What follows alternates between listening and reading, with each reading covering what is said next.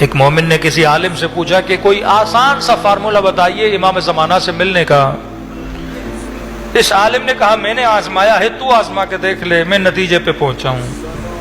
کہ کون سا؟ کہ ہر نماز کے بعد 1-2 منٹ کے لیے حسین پہ رویا کرو، ہر نماز کے بعد۔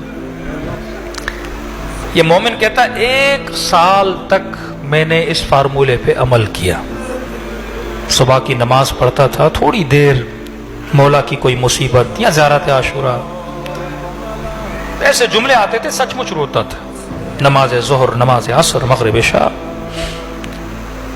کہتا ہے مولانا دقیقاً 1 سال کے بعد اب عادت بن گئی، عبادت بن گئی، اب روؤں نہ تو سکون نہیں ملتا تھا، حسین کو یاد نہ کروں مزہ نہیں آتا تھا۔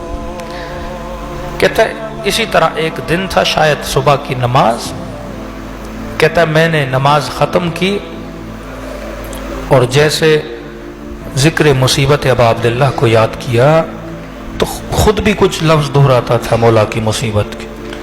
کہتے جب میں نے رونا شروع کیا نا، اس دن رقت کچھ زیادہ ہو گئی، گریہ زیادہ ہوا، اور میں نے محسوس کیا کہ میرے پیچھے کوئی اور بھی ہے جو رو رہا ہے۔ یہاں مصیبت کو یاد کرتا تھا، میں نے کہا کون ہے جو رو رہا ہے؟ کہ رب یہ سوچا کہ کون ہے جو رو رہا ہے، پیچھے سے آواز آئی تیرا امام زمانہ تیرے ساتھ رو رہا ہے۔ کہ 1 سال کے بعد حجت خدا کی زیارت نصیب ہوئی۔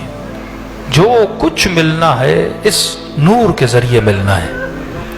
یہ وہی ہیں جن کی وجہ سے آج آپ کی میری نسلیں بچی ہوئی ہیں۔